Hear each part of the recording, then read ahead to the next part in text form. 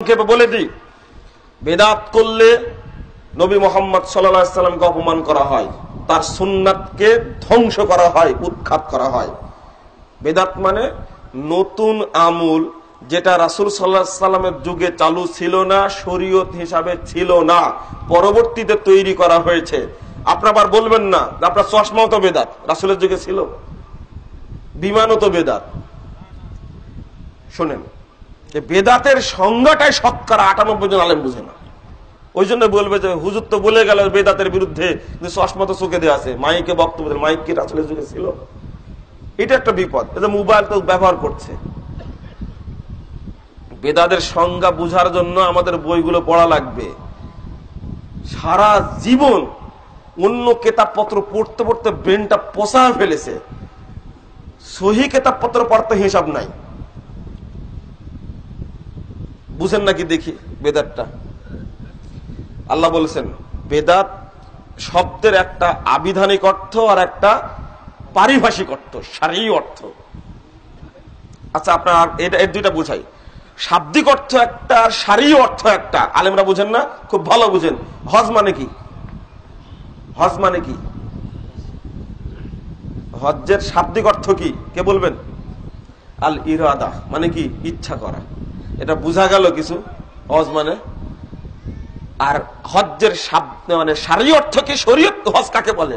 নির্দিষ্ট সময়ে নির্দিষ্ট মানে শারায়েতের মাধ্যমে মক্কায় গিয়ে হজ্জের আহকাম পালন করাকে বলা হয় কি? হজ। ধরেন একটা মোটামুটি বুঝানোর জন্য বললাম আপনাদেরকে, এবার বুঝলেন হজ। কিন্তু মূল শব্দের অর্থ কি? ইচ্ছা করা। বুঝা যাবে? আচ্ছা, সালাত শব্দের অর্থ কি? আপনারা বলে প্রার্থনা, দোয়া ইত্যাদি। না, সালাত শব্দের আবিধানিক অর্থ হলো বাঁকা জিনিসকে সোজা করা। এই জন্য কামারকে মুসল্লি বলা হয়, জানেন? কামারকে, কারণ কি লোহা বাড়ি কি করে? ও সোজা করে। এটা হলো শাব্দিক অর্থ। কথাটা কেন বললাম?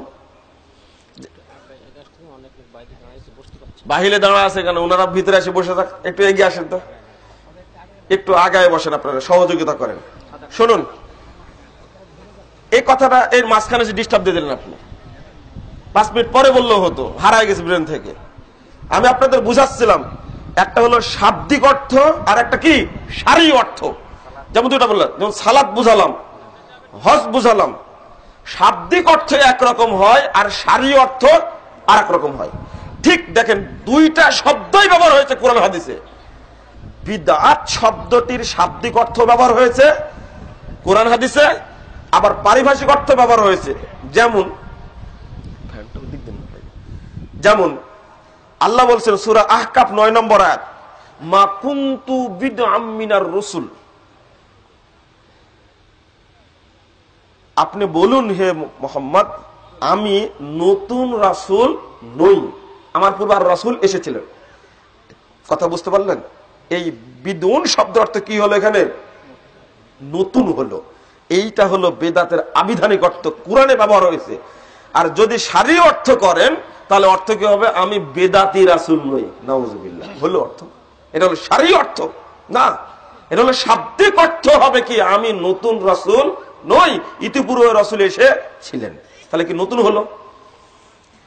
১১৭ নম্বর আয়াত সূরা বাকারা, বাদিউস সামাওয়াতি ওয়াল আরদ। আসমান এবং জমিনকে প্রথম সৃষ্টিকারী কে? আল্লাহ। আল্লাহর নাম হলো বাদি। এই বিদুন শব্দ থেকে আসছে। তাহলে এটাও হলো কি? শাব্দিক অর্থ। এটাও কি? শাব্দিক অর্থ। তাহলে আপনি বুঝেন এবার, এটা পারিভাষিক অর্থে ব্যবহার হলো না।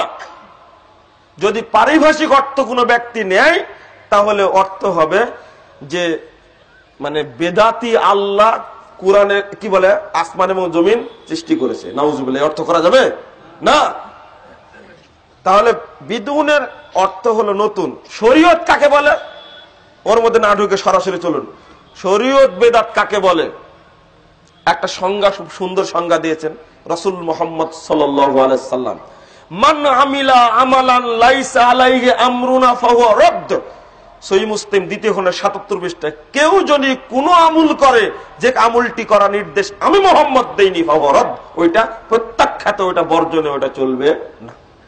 ভুয়া আমুলকে সংজ্ঞা দিয়েছেন ইমাম শাতিবী কিতাবুল ইতিসামের মধ্যে 137 পৃষ্ঠায় বলেছেন, আল বিদআতু হিয়া তরিকাতুল মুখতারা তুজাহি শারিয়া ইউকসাদু বিহা তাকাররুবি আল্লাহ মা লাম ইয়াকুম আলা সিহহাতিহা সহিহান আসলান আও ওয়াসফান। তিনি বলেছেন বেদাত শরীয়তের পরিভাষা তাকে বলা হয় যা শরীয়তের নামে তৈরি করা হয়, শরীয়তের নামে তৈরি করা হয়, ইউকসাদু বিহা তাকাররুবি ইলাল্লাহ, উদ্দেশ্য থাকে তার মাধ্যমে আল্লাহর সন্তুষ্টি অর্জন, যার পিছনে কোনো সহি দলিল নেই।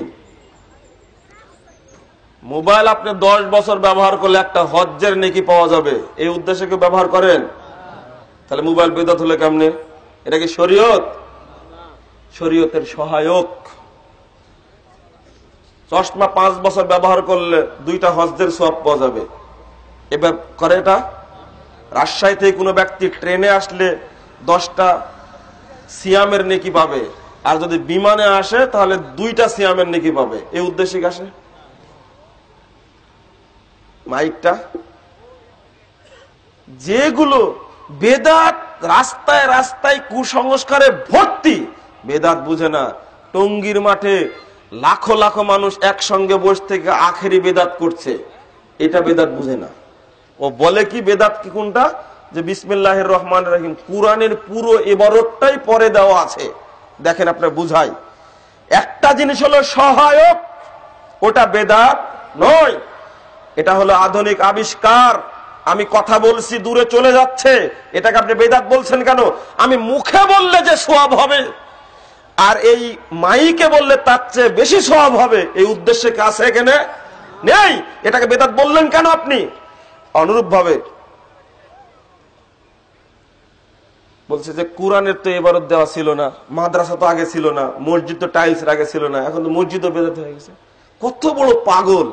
যদি মাটির মসজিদ তৈরি হয় আর একটা টাইলস দ্বারা মসজিদ তৈরি করা আছে, কেউ কি মনে করে মাটির মসজিদে পড়লে নেকি বেশি হবে আর টাইলস দ্বারা মসজিদে পড়লে নেকি কম হবে? এরকম পাগল আছে দেশে? তো বেদাত বললেন কিভাবে? এটা হলো ইবাদতের জন্য সহায়ক। অনুরূপ ভাবে আর একটা জিনিস মনে রাখুন, এবারত কোরআন হাদিসের জের জবত, কোরআন আগে জের জবত ছিল না, হাজ্জাজ বিন ইউসুফের আমলে জের জবত দেওয়া হয়েছে। এবার দেখেন উপরে লেখা আছে, এক হুজুরকে বললাম বিসমিল্লাহির রহমানির রহিম লিখে বলছি যে আপনি এটা পড়েন, জের জবর নাই। তো বলছে বিসমিল্লাহির রহমানির রহিম, এবার জের জবর দিলাম, দেওয়ার পরে বললাম এবার পড়েন কি, তাও পড়ে বিসমিল্লাহির রহমানির রহিম। তো এটা কি হলো তাহলে?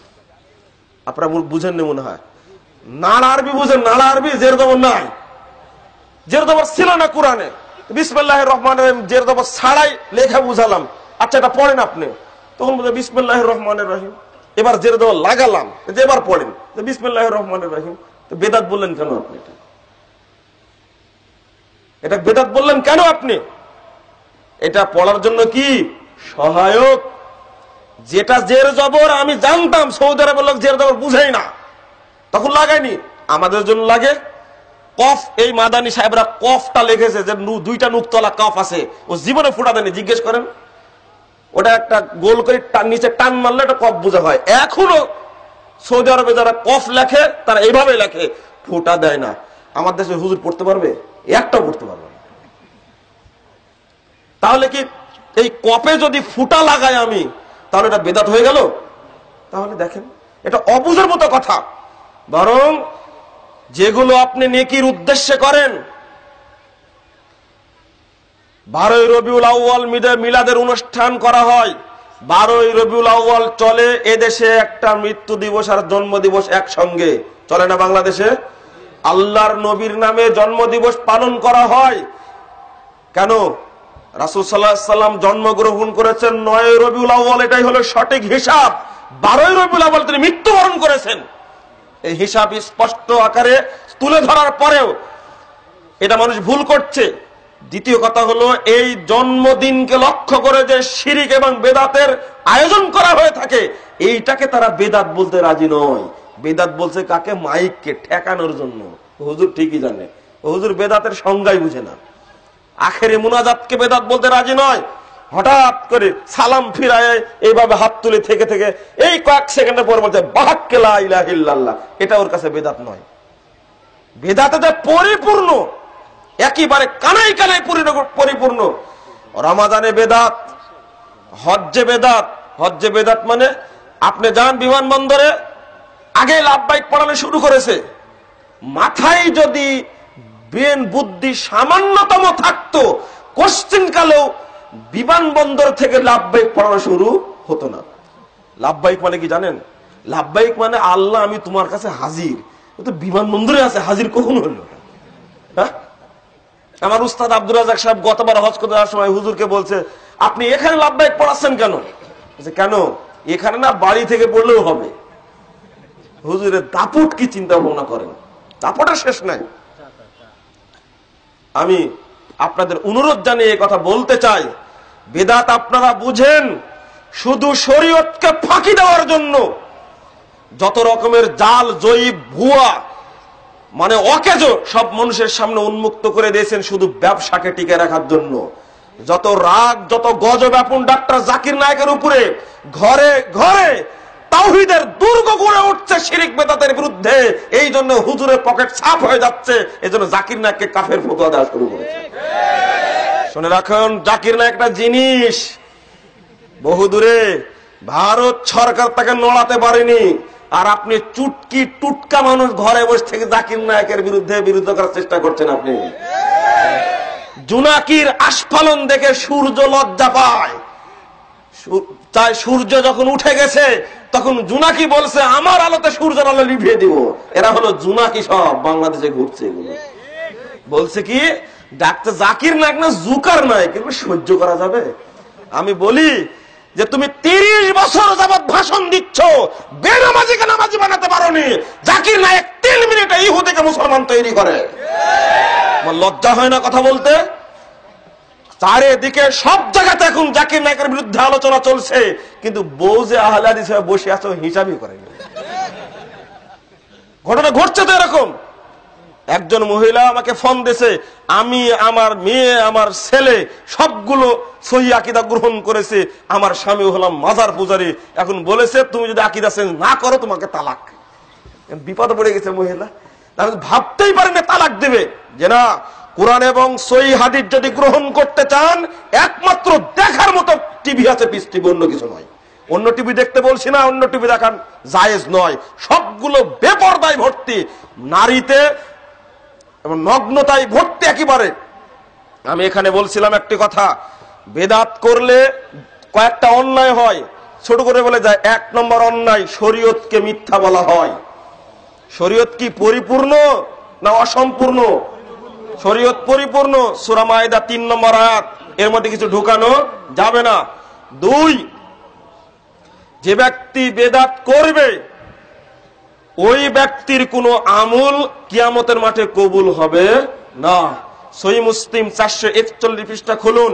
নবী মুহাম্মদ সাল্লাল্লাহু আলাইহি ওয়াসাল্লাম বলেছেন, মান আহদাসা মুহদিসান, কোন ব্যক্তি যদি বেদাতিকে আশ্রয় বা বেদাত করে, লা ইয়াকবালুল্লাহু ইয়াউমাল কিয়ামাতি সারফা ওয়ালা আদলান, কাল কিয়ামতের মাঠে ওই বেদাতি ব্যক্তির কোন নফল ইবাদত, কোন ফরজ ইবাদত কোনটাই কবুল করবেন না। আপনি যাবেন কোথায়? আপনি এখানেই ধরবো, বেদাত বাদ দিন, খবর আছে। আপনি নিয়ে গেছেন অনেক, আমল কবুল হবে না। 3, বেদাতি ব্যক্তি কাল কিয়ামতের মাঠে রাসূলের সুপারিশও পাবে না। রাসূলের কাছে গিয়ে সে কাউসারের পানিও পান করতে পারবে না। সাবধান। সহিহ বুখারীর 974 পৃষ্ঠা খুলুন। আল্লাহর নবী বলছেন, আমি আগেই চলে যাবে কাউসারের দ্বারে। যে ব্যক্তি মান মারা আলাইয়া শারিবা, যে ব্যক্তি পানি পান করবে, লাম ইয়াজমা আবাদা, 50,000 বছরের লম্বা দিনে আর পিপাসা তার লাগবে না। একবার পান করলে যথেষ্ট। আল্লাহ রাসূল সংবর্ধনা দিবেন আপনাদেরকে সংবর্ধনা দিবেন যদি রাসূলের প্রকৃত অনুসারী হতে চান। যদি বেদাতি হন, আল্লাহ রাসূল বলেছেন পানি পান করাতে থাকবো, সুম্মা ইউহালু বাইনি ওয়া বাইনাহুম, অতঃপর আমার মাঝে তার মাঝে আর সৃষ্টি করে দেওয়া হবে। আমি বলবো, আরে ইন্নাহুম মিন্নি, এরা আমার উম্মত, ওযু করেছে, ওযুর অঙ্গুল জল করছে, এরা আমার উম্মত। আল্লাহ নবীকে বলা হবে, ইন্নাকা লা তাদরি মা হাদাসু বাদাক, হে মুহাম্মদ আপনি জানেন না আপনার মৃত্যুর পরে একটা বেদাতি কত আমল করেছে, আপনি জানেন না। আল্লাহ রাসূল রেগে গিয়ে বলবেন, সৌকান সৌকান লিমান গায়্যারা বাদি, দূর হও যারা আমার মৃত্যুর পরে শরীয়তকে পরিবর্তন করেছো। ধমক দিয়ে আল্লাহ রাসূল বলবেন অভিশপ্ত তারা অভিশপ্ত, তাদের উপরে গজব নাজিল হোক যারা আমার মৃত্যুর পরে শরীয়ত চেঞ্জ করেছে। এরা কারা? আল্লাহ রাসূল বলেছে লাইরা দান্না লাইয়া কম, ইতিমধ্যেই অনেকগুলো দল চলে আসবে। ফরজ সালাতের পরে বেদাতি মুনাজাত আজ পর্যন্ত ছাড়তে পারিনি আমরা। এই মহব্বতের কারণে নবীর সুন্নাতকে ডুবিয়েছি, আল্লাহর নবীকে মেনে নিতে পারিনি। বন্ধুরা আমার, এই বেদাতের পক্ষে কখনো আপনি জবরদখলি ভাব দেখাবেন না, গলাবাজি করবেন না, অনুরোধ থাকবে। আপনি অন্তত অনুরোধ করি বেদাত থেকে বিরত থাকার চেষ্টা করুন। আল্লাহ আমাদের তৌফিক দান করুক, আল্লাহুম্মা আমিন। আল্লাহ নবী সাল্লাল্লাহু আলাইহি সাল্লাম বললেন এই ব্যক্তি কাউসারে পানি পান করতে পারবে না, সুপারিশও পাবে না। শেষ ফলাফল কি আপনাদের সেটা মুখস্থ আছে, কুল্লু বিদাতিন দালালা, তারপরে ওয়া কুল্লু দালালাতিন ফিন্নার। সহিহ মুসলিমের 284 পৃষ্ঠা খুলুন, স্পষ্ট আছে বেদাতি কোথায় যাবে? জাহান্নামে। সহিহ নাসাই 1578 নম্বর হাদিসে ওয়া কুল্লু দালালাতিন ফিন্নার আসছে, বেদাতিরা জাহান্নামে যাবে। অতএব আপনি বেদাতি যেন না হন এই মর্মে আল্লাহর কাছে পানা চাইবেন, আল্লাহর কাছে পরিত্রাণ চাইবেন, আল্লাহ তুমি বেদাত অন্তর্ভুক্ত করো না। আর যদি আপনি দাপট দেখাতে চান, আজকে প্রোগ্রাম হচ্ছে প্রোগ্রাম বন্ধ করে দিচ্ছেন, মাঠে থানায় গিয়ে রিপোর্ট দিয়ে প্রোগ্রাম বন্ধ করার চেষ্টা করছেন, মনে রাখবেন একটা বিষয়, ফেরাউনকে দেখে এসেছি বহু পূর্বে, নমরুদকে দেখে এসেছি বহু পূর্বে, আবু জাহালকে দেখে এসেছি বহু পূর্বে।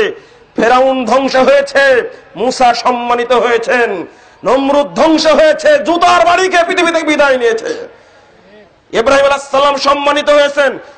আবু জাহাল, আবু লাহাব, উতবা, সাইবা, বিশেষ করে আবু জাহালের মতো কুলাঙ্গার দুইটা বাচ্চার হাতে বদরে পন্থে 60 হয়ে পড়েছিল। মুহাম্মদ সাল্লাল্লাহু আলাইহি ওয়াসাল্লাম সম্মানিত হয়েছেন। আজকেও যদি আপনি আজর মার্কা হন, আজকেও যদি আপনি ফেরাউন মার্কা হন, হুজুরদেরকে বলছি আত্মসমর্পণ করে আপনি শরীয়তের কাছে মাথা নত করুন। খবরদার ফেরাউনি ভাব সৃষ্টি করবেন না। কিসের নেতা, কিসের চেয়ারম্যান, কিসের মেম্বার, কিসের এমপি, কিসের মন্ত্রী, কিসের ডিসি আর কিসের এসপি, কোরআন এবং সুন্নাহর কাছে সবাই সমান। অতএব দাপটের কিছু নেই।